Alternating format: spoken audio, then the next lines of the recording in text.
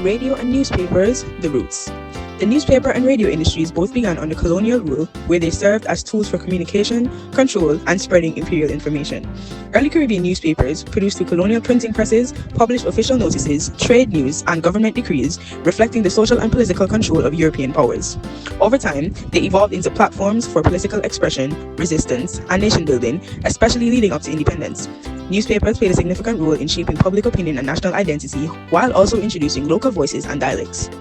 Radio later emerged as a more accessible medium that did not depend on literacy, allowing a wider audience, including rural communities, to stay informed and connected.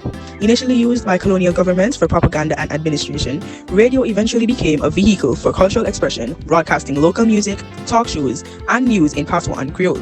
Both media forms, though rooted in colonial systems, transformed into powerful tools for empowerment, cultural pride, and political change. Una Maud Victoria Marson. Una Marson was a pioneering Jamaican journalist, broadcaster, and cultural activist who played a vital role in shaping Caribbean media. She became the first Jamaican woman to publish and edit her own magazine, The Cosmopolitan, and later broke barriers as the first black female producer at the BBC, where she worked on the influential radio program Calling the West Indies. Through her journalism and radio work, Marson gave voice to Caribbean writers and artists, promoting the use of Creole and highlighting issues of race, gender, and identity. Her efforts helped to bring Caribbean culture into mainstream media and change colonial narratives, paving the way for greater representation of black voices in international broadcasting. During the colonial period, television and film in the Caribbean began with a lot of the early programming coming directly from Britain and the United States. This means that Caribbean people weren't seeing lifestyles that reflect their own culture and identity. Audiences were mostly watching foreign news and drama, etc.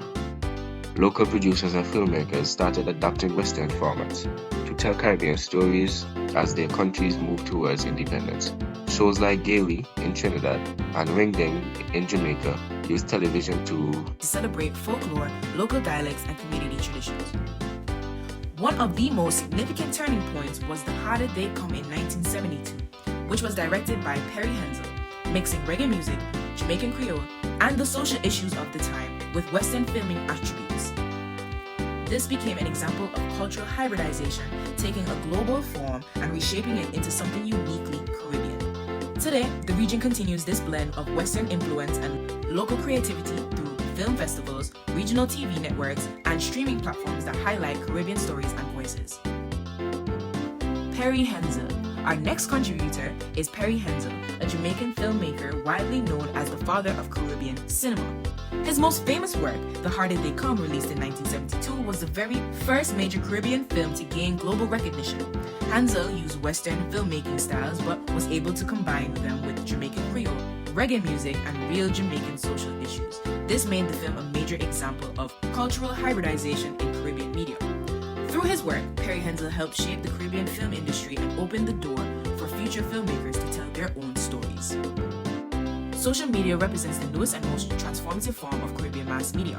Unlike traditional media, which depended on formal institutions such as radio stations and television networks, platforms like Instagram, TikTok, and YouTube allow everyday Caribbean users to become creators, cultural ambassadors, and influencers. This medium sits at the intersection of technology and cultural identity, giving Caribbean people the tools to express themselves authentically while connecting with a global audience.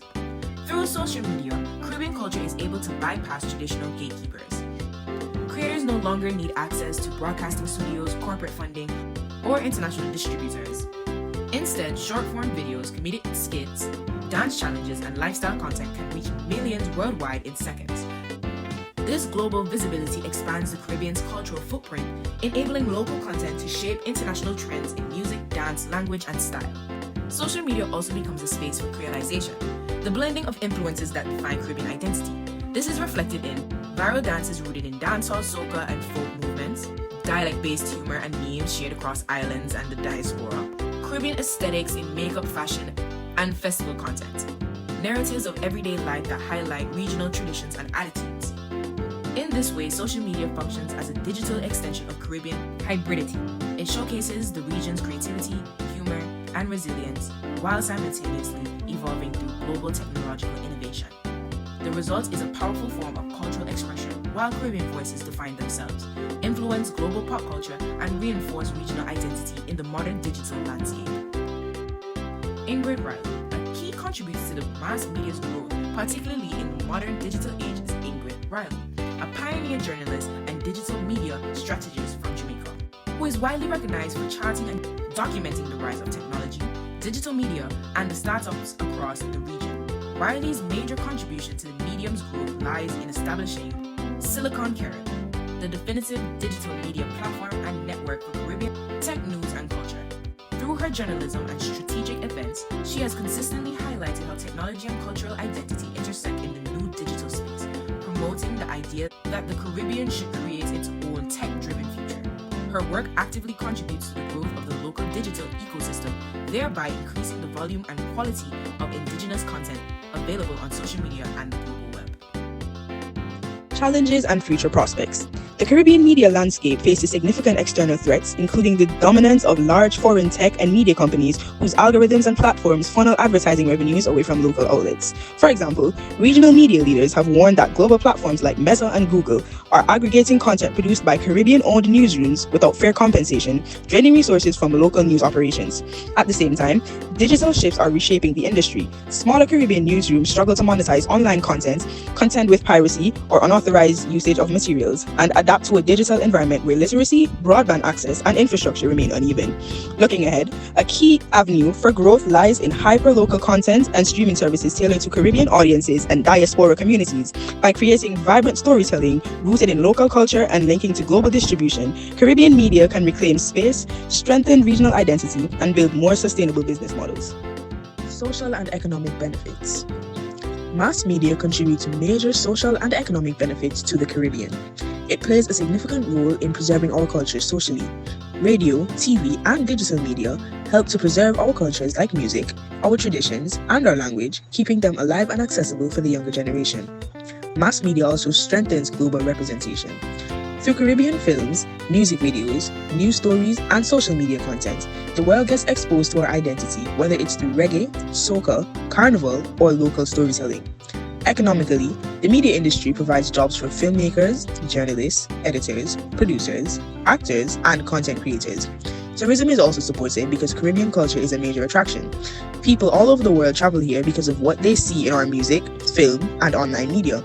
Overall, mass media serves as both a cultural guardian and an economic engine that supports growth, creativity, and Caribbean identity.